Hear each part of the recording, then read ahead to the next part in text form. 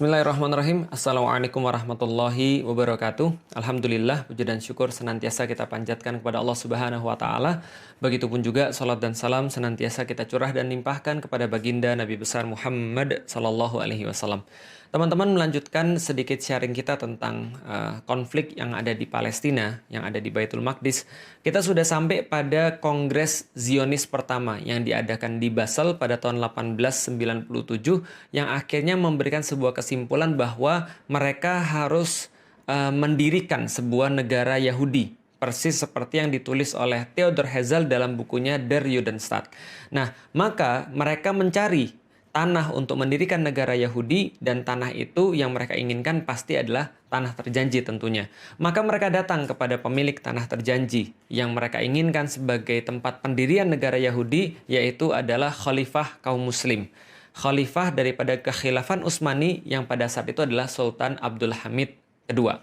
Maka apa respon daripada Sultan Abdul Hamid kepada Theodor Herzl dan juga kelompoknya? Ini adalah yang bisa kita dapatkan. Maka Sultan Abdul Hamid tidak ingin menemui Herzl, lalu mengirim pesan kepadanya, beritahu pada para Yahudi yang tidak sopan itu bahwasanya hutang-hutang Utsmani itu bukan merupakan perkara yang hina.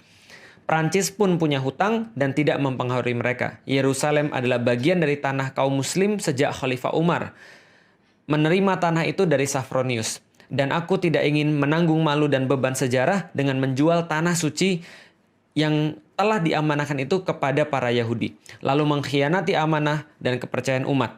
Yahudi simpan saja harta mereka, sebab Utsmani tidak akan bersembunyi di balik istana-istana yang dibuat dari uang musuh-musuh Islam. Jadi teman-teman sudah tahu juga bahwa Utsmani pada saat itu berada dalam kondisi yang sangat-sangat decline, menurun, hutang-hutangnya banyak, dan mereka tidak memiliki cash flow yang baik. Maka orang-orang Yahudi itu datang dengan menawarkan uang untuk mereka, dan itu adalah respons daripada Sultan Abdul Hamid pada 1987.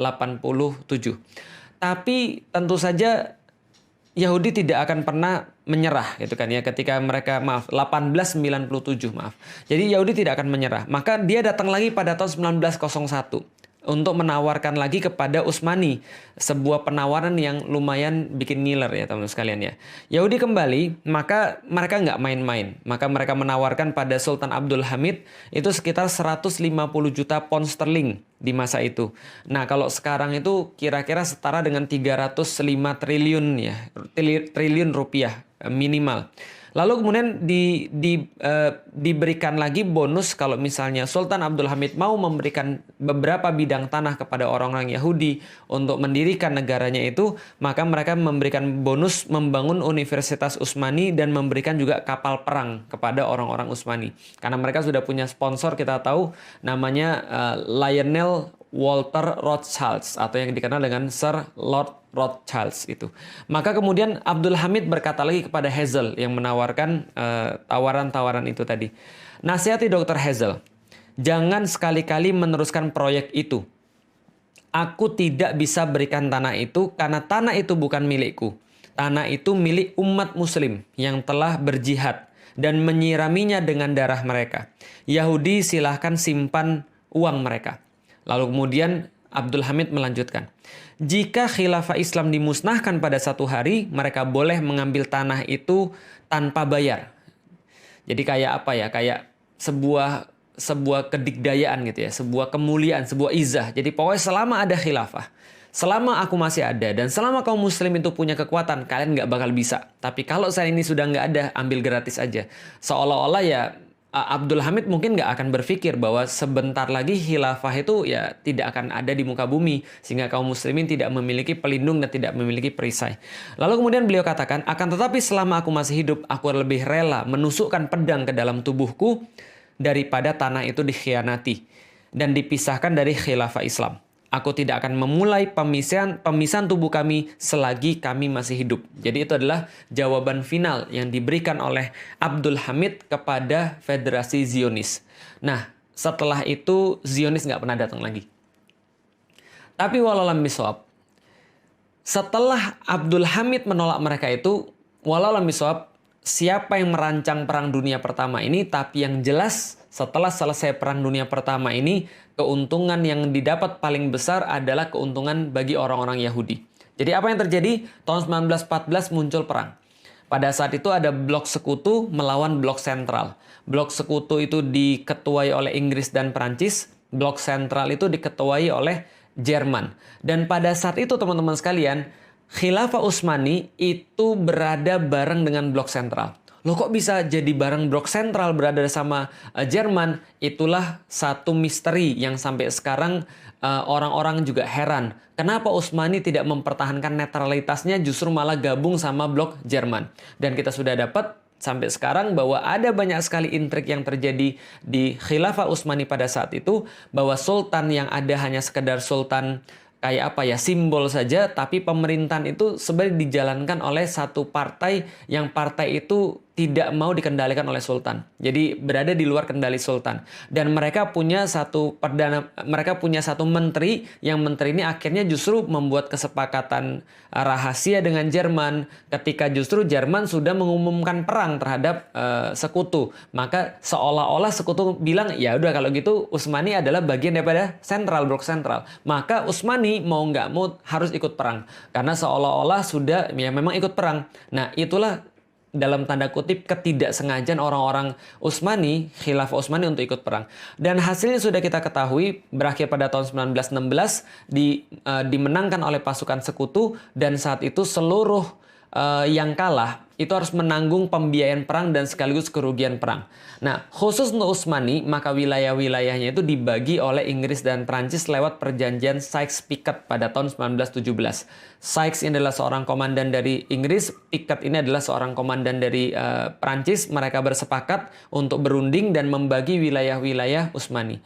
Dalam perjanjian ini, maka mereka membagi wilayah-wilayah, ada wilayah bagi Inggris, ada wilayah-wilayah bagi Prancis, dan mereka menggunakan ada satu wilayah bersama, wilayah khusus, yaitu adalah wilayah Palestina dan sekitarnya. Itu dikasih wilayah khusus. Tapi sebenarnya yang punya siapa? Yang punya adalah Inggris. Ketika kita sudah paham bahwa Inggris memiliki wilayah kaum muslim termasuk wilayah Palestina atau wilayah Baitul Maqdis, berikutnya kita sudah duga. Lord Rothschild langsung nulis surat permintaan kepada pemerintah Inggris, lalu direspon oleh Menteri Luar Negeri Inggris yang pada saat itu dijabat oleh Lord Balfour. Jadi Arthur James Balfour. Maka Arthur James Balfour itu mengeluarkan satu deklarasi yang kita kenal dengan nama Deklarasi Balfour. Nah, jadi Deklarasi Balfour ini dikeluarkan pada tanggal 2 November 1917, yaitu adalah kata-kata kira-kira begini. Dear Lord Rothschild, I have much pleasure in conveying to you on behalf of His Majesty Government the following declaration of sympathy with Jewish Zionist aspiration, which has been submitted to and approved by the Cabinet. His Majesty Government view with favor the establishment in Palestine of a national home for the Jewish people and will use their best endeavors to facilitate the achievement of this object. It being clearly understood that nothing shall be done which may prejudice the civil and religious rights of existing non-Jewish communities in Palestine, or the rights and political status enjoyed by Jews in any other country. I should be grateful if you would bring this declaration to the knowledge of the Zionist Federation. Jadi pertama kali yang memberikan tanah itu kepada orang-orang Yahudi adalah Inggris. Dan Inggris memperkuat ini lewat diterbitkannya Mandate for Palestine. Pada tahun 1922, Inggris yang pada saat itu mengetuai Liga Bangsa-Bangsa atau League of Nations ini memberikan Mandate for Palestine untuk menjadikan legitimasi bagi orang-orang Yahudi untuk pindah ke tanah terjanji versi mereka dan mendirikan negara Yahudi. Nah, seperti yang sudah kita duga, sejak tahun 1920, 1921, 22 sampai dengan 1939, sampai dengan 1940 dan seterusnya, itu puluhan ribu, bahkan ratusan ribu atau lebih besar lagi, jutaan orang itu pindah untuk menuju kepada tanah terjanji. Yaitu adalah tanah yang diberikan oleh Inggris kepada orang-orang Yahudi. Dan apa yang kemudian berikutnya terjadi? 29 November 1947, pasca Perang Dunia Kedua, di mana pemimpin dunia sekarang sudah berganti, awalnya adalah Inggris berganti menjadi Amerika, maka Amerika mengubah dari Liga Bangsa-Bangsa daripada League of Nations menjadi United Nation, menjadi Persekutuan Bangsa-Bangsa, PBB. Maka PBB inilah yang akhirnya seolah-olah menjadi penengah untuk menyelesaikan konflik yang ada di Palestina. Mereka bilang, kalau gitu kita bagi dua aja. Ini perampokan yang sangat luar biasa. Penjajahan yang di awal diamini oleh PBB adalah penjajahan atas negeri Palestina. Penjajahan atas negeri Baitul Maqdis. Kenapa? Karena mereka langsung membagi wilayah menjadi dua. Ada wilayah Israel yaitu ada 55% daripada tanah Palestina. Sedangkan 45% diberikan kepada orang-orang Arab. Itu adalah usulan daripada PBB. Namanya UN Partition. Partisi yang diberikan oleh PBB pada tahun 1947 tanggal 29 November. Nah, ini adalah satu penjajahan dan satu perampokan yang besar. Menindaklanjutin itu semuanya, orang-orang Israel kemudian mendirikan negara Yahudi. Jadi Israel Declaration on a Jewish State. Jadi mereka akhirnya memenuhi apa yang mereka inginkan. Mereka bentuk Der Judenstaat pada tanggal 14 Mei 1948. Di mana Perdana Menteri pertamanya adalah David Ben Gurion. Maka pada tanggal itu didirikan negara Yahudi, negara Israel. Dan sekaligus menjadikan Palestina stateless. Menjadikan Palestina itu tidak punya negeri, tidak punya hak sebagai manusia. Karena itulah apapun yang mereka lakukan senantiasa pasti mereka yang salah. Kenapa? Karena mereka tidak diakui oleh hukum internasional. Yang diakui adalah Israel oleh PBB. Siapa yang memerintahkan? Amerika. Dari sini teman-teman sudah tahu bahwa siapa bapaknya Israel atau negara Israel laknatullah itu, siapa yang kemudian menjadi bapak daripada negara penjajah yang bengis itu? Yang menjadi bapaknya adalah Inggris. Yang menjadi ibunya siapa? Yang menjadi ibunya adalah Amerika. Lalu siapa yang menjadi bidannya? Bidannya adalah PBB. Sehingga kalau kita tahu semua itu, nggak mungkin Inggris, nggak mungkin Amerika, nggak mungkin PBB akan menguntungkan bagi orang-orang yang terjajah di Palestina. Pasti mereka akan menguntungkan anak mereka yang mereka lahirkan, yaitu Israel itu tadi. Jadi kalau berharap pada mereka ya, itu sama aja kayak Anda berharap mimpi di siang bolong kan gitu kan ya. Nah, setelah itu kemudian banyak sekali kemudian protes daripada orang-orang Arab pada saat itu dengan keberadaan Israel, lalu diakhiri dengan perang 6 hari. Perang 6 hari ini secara ajaib keroyokan daripada Syria, Irak, Yordan, Saudi, Mesir itu dimenangkan oleh orang-orang Israel secara ajaib. Tapi yang terjadi sebenarnya adalah ya pengkhianatan kaum muslimin, pengkhianatan penguasa-penguasa negeri kaum muslimin. Mereka seolah-olah ingin mengenyahkan Israel, tapi sebenarnya mereka hanya punya kepentingan masing-masing. Pengkhianatan penguasa Mesir, pengkhianatan penguasa Yordan, dan seterusnya. Sehingga waktu itu justru orang-orang Israel mengukuhkan satu mitos bahwa mereka itu tidak pernah terkalahkan. Kaum muslimin hancur, dan kemudian seolah-olah Israel tidak tersentuh, dan menjadilah kita seperti sekarang. Nah, teman-teman bisa lihat, ini adalah wilayah pada tahun 1946. Jadi yang paling kiri itu adalah ketika PBB belum mengumumkan, sebelum PBB mengumumkan berdirinya negara Israel, itu yang warna putih adalah pemukimannya orang-orang Israel. Lalu yang di sebelahnya adalah wilayah tahun 1947, ketika PBB mengumumkan berdirinya negara Israel. Perampokan terbesar. Lalu kemudian sebelah kanannya lagi wilayah setelah tahun 1967. Setelah perang 6 hari yang direkayasa tadi dan pengkhianatan para penguasa-penguasa muslim terhadap umat muslim sendiri di seluruh dunia. Dan yang sebelah kanan adalah tahun 2000. Setelah resolusi-resolusi PBB, perjanjian-perjanjian yang berusaha dibuat yang kayaknya menguntungkan selalu bagi orang-orang Yahudi, Israel, dan mereka juga senantiasa untuk mengingkarinya, janji lalu berkhianat, ya kita sudah tahu seperti apa kelakuan mereka dari dulu. Setelah perjanjian-perjanjian damai itu, wilayah kaum muslimin semakin berkurang dan wilayah mereka terus bertambah. Itu yang terakhir tahun 2000. Tahun 2020, 2021 lebih parah lagi daripada semuanya itu.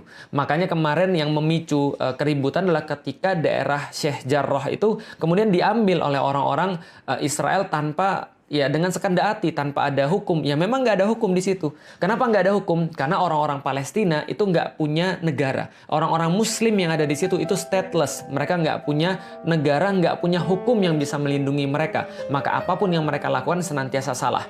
Nah, Yang pengen kita sampaikan adalah teman-teman sekalian, setelah PBB itu mengumumkan berdirinya negara Israel, maka pembantaian demi pembantaian dilakukan atas nama hukum. Dan hilangnya nyawa, meregangnya nyawa orang-orang yang ada di Palestina, yang ada di Baitul Maqdis, yang mereka adalah Muslim, dan itu tidak dianggap sebagai kejahatan kemanusiaan. Kenapa? Karena bagi orang-orang yang ada di PBB, bahkan orang-orang di Palestina itu bukan manusia. Kenapa? Karena mereka tidak diakui sebagai manusia. Stateless, mereka tidak punya negara, sehingga mereka tidak bisa untuk dibela secara hukum. Kenapa? Karena mereka stateless. Karena kenapa? Karena Israel yang diakui sebagai satu-satunya negara. Maka kemarin ketika saya mendengar ada orang-orang bilang, itu peta Palestina dihapus dari Google. Sejak kapan Google memakai peta Palestina? Sejak kapan Google mencantumkan Palestina sebagai sebuah negara? Mereka nggak diakui. Kenapa nggak diakui? Karena secara hukum dunia, itu bukan sebuah negara. Yang negara cuma Israel. Maka kita lihat sekarang Israel cuma yang dicantumkan di peta. Karena memang yang diakui sebagai negara adalah dia. Siapa yang ngakui negara? PBB. PBB kan bidannya. Maka kalau misalnya ngarep PBB nyelesain masalah Palestina, nggak akan mungkin. Menyelesaikan masalah di Baitul Maqdis, nggak bakal mungkin. Karena mereka yang bikin masalahnya di awal. Jadi teman-teman sudah paham. Nah, kenapa misalnya PBB bisa begitu? Ya karena mereka didukung.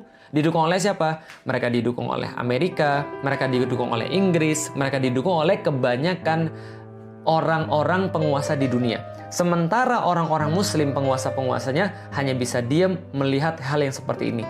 Kalaupun ada yang berbicara, alhamdulillah ada yang berbicara, maka yang berbicara ini posisinya terjepit.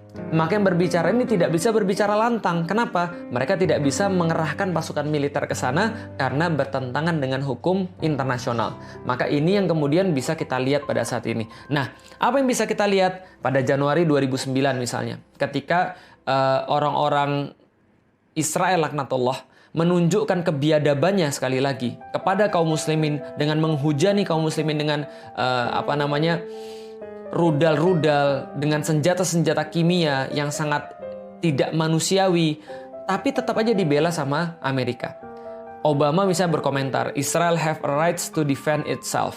Kenapa? Karena ketika munculnya pun ketika dia pengen jadi presiden, ya dia berpidato di depan AIPAC. American Israel Public Affairs Committee, dan mengatakan komitmennya untuk mendukung orang-orang Israel dan mendukung kemuktahiran senjata-senjata Israel sebesar 30 miliar US dollar.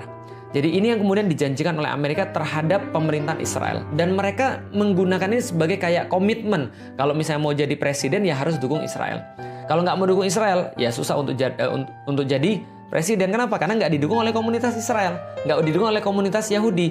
Lalu gimana dengan penguasa-penguasa Muslim? Ya itu yang kita kemudian agak miris. Kok bisa ada orang-orang Muslim yang justru diam ketika melihat saudara-saudara Muslimnya dizolimi? Dengan kata-kata itu bukan negara saya. Bahkan Mesir itu menghalangi orang-orang yang mau untuk mengungsi. Menghalangi suplai air bersih dan menghalangi suplai logistik ke situ. Bahkan negeri-negeri yang lain juga nggak peduli melihat kondisi itu, seolah tutup mata. Padahal mereka sama-sama orang-orang Arab. Padahal mereka sama-sama Muslim. Mereka sama-sama Qur'annya sama, kiblatnya sama, Rasulnya sama. Tapi mereka tidak bisa berbuat apapun, bahkan cenderung diam, bahkan bekerja sama dengan penjajah-penjajah Israel ketika kaum muslimin sedang dibunuh di situ. Ini adalah sesuatu yang sangat miris sekali teman-teman sekalian. Nah, maka apa yang bisa kita lakukan teman-teman sekalian? Ketika kita melihat semua ini ya nggak ada yang bisa kita lakukan. Yang bisa kita lakukan ya sesuatu yang tidak esensial. Seperti berdoa dan berdonasi. Mungkin sharing tentang perkara-perkara kayak gini. Nggak ada yang bisa kita lakukan lebih daripada itu. Kenapa? Karena kalau teman-teman nyimak dari awal, kita jadi tahu permasalahan kaum muslimin adalah karena mereka tidak bersatu. Karena mereka tidak bersatu, mereka tidak punya kekuatan. Kenapa mereka tidak punya kekuatan? Mereka tidak punya kepemimpinan. Maka yang bisa menyelesaikan permasalahan Palestina, permasalahan Baitul Maqdis adalah ketika kaum muslimin itu bersatu dan mereka punya kepemimpinan sehingga mereka terorganisir dengan kekuatan mereka. Itu yang terjadi pada masa-masa yang lalu ketika orang-orang Yahudi tidak bisa berbuat apapun. Mereka tidak bisa untuk menyerang kaum muslimin. Mereka tidak bisa untuk menakut-nakuti kaum muslimin. Mereka tidak bisa untuk berbuat seenaknya ketika kaum muslimin masih punya kekuatan pada masa lalu di bawah kekhilafan Utsmani tadi itu. Maka tidak ada yang bisa menyentuh Baitul Maqdis. Kenapa? Karena kaum muslimin akan membela dengan darah mereka. Kaum muslimin akan membela kehormatan negeri mereka dengan seluruh kekuatan yang mereka punya. Tapi sekarang ketika itu tidak ada, maka kita tidak bisa berbuat apapun. Karena kita tidak punya kekuatan, kita tidak punya persatuan. Lalu gimana caranya? Mengacu pada Rasulullah Shallallahu Alaihi Wasallam, maka yang pertama adalah kita harus berjihad secara ilmu. Pahami tentang Baitul Maqdis, ngerti tentang Baitul Maqdis. Pahami tentang Palestina, apa yang harus kita perjuangkan sebenarnya? Perjuangan apa yang tidak akan punya buah? Perjuangan mana yang dilakukan oleh Rasulullah Shallallahu Alaihi Wasallam? Misal, kalau orang nggak ngerti teman-teman sekalian terhadap masalah ini, maka dia akan bilang, oke, kalau gitu kita akan minta agar kita kembali pada daerah 1947. Yaitu adalah ketika PBB membagi dua wilayah ini, yaitu adalah wilayah Israel 55% dan wilayah kaum muslim 45%. Ini salah. Karena mereka nggak ngerti, kok malah diperjuangkannya adalah wilayah ketika terjadi perampokan. Kayak kita, ada orang tiba-tiba masuk ke rumah kita, lalu dia bilang, saya bawa surat dari RT. Bahwa mulai dari hari ini, RT bilang bahwa rumah ini kita harus bagi dua. Kamu tinggal di WC, dan di dapur saya ambil selain itu. Emang kita terima kalau kayak gitu? Ini kan perampokan.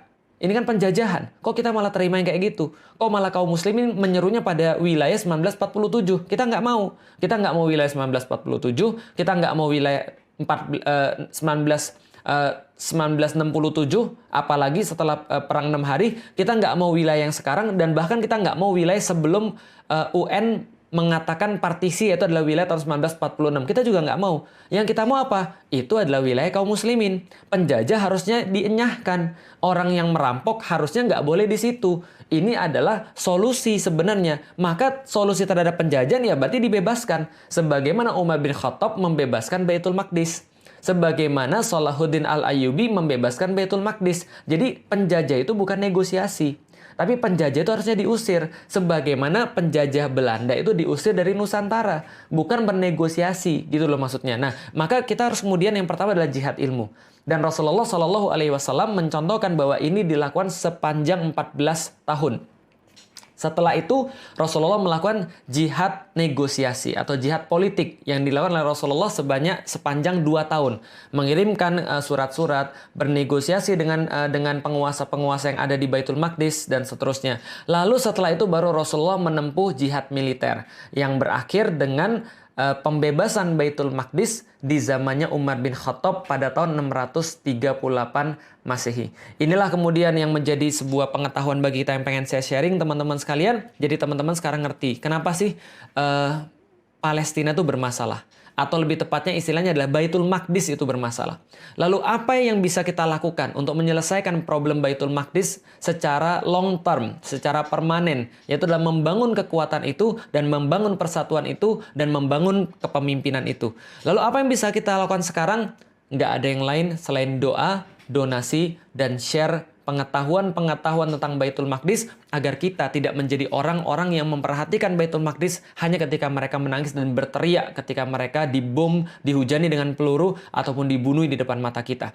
Sehari lagi kita menunda kebangkitan Islam. Sama seperti sehari lagi kita memberikan waktu bagi penjajah Zionis biadab itu untuk membunuh saudara-saudara kita yang ada di Palestina. Karena itulah teman-teman sekalian, ini yang bisa kita lakukan. Berdoa, berdonasi, dan sharing pengetahuan-pengetahuan yang ada di kita semuanya. Dan Allah Subhanahu wa Ta'ala mungkin pada tahun ini memberikan kita sebuah pelajaran yang sangat berarti. Agar kita tuh noleh kepada mereka di tengah-tengah kesibukan kita, itikaf, menikmati sajian-sajian Ramadan. Tapi Allah bilang, lihat loh ada saudara-saudara kalian itu. Yang saudara-saudara kalian itu tertindas, yang saudara-saudara kalian itu terjajah. Mudah bagi Allah untuk membebaskan mereka. Tapi bukan itu ceritanya. Ceritanya adalah bahwa Allah memberikan kesempatan pada kita untuk muncul kesatria-kesatria di antara kita. Memperhatikan mereka. Senantiasa mengisi hati kita dengan Baitul Maqdis, kiblat pertama kita. Supaya besok-besok ketika diperlukan kemudian perjuangan-perjuangan yang lebih besar, maka kita sudah siap dengan ilmu-ilmu dan sakofah kita tentang Baitul Maqdis. Artinya teman-teman sekalian, kalau memang kita merasa sedih, Kalau memang kita merasa marah, kalau memang hati kita tercabik-cabik, kita bisa menggunakan apapun yang kita punya. Kalau kita nggak bisa donasi, minimal kita berdoa. Kalau kita bisa berdonasilah dengan harta terbaik yang kita punya. Tapi kalaupun kita sudah melakukan semua itu semua tidak cukup. Melainkan kita harus untuk mempelajari, kita harus untuk mengerti, memahami, dan kemudian menyebarkan sampai orang-orang paham dengan sakofa yang benar tentang Baitul Maqdis, hingga kita bisa berpindah kepada tahapan-tahapan selanjutnya. Wallahu a'lam bishawab, teman-teman sekalian, semoga bermanfaat. Assalamualaikum warahmatullahi wabarakatuh.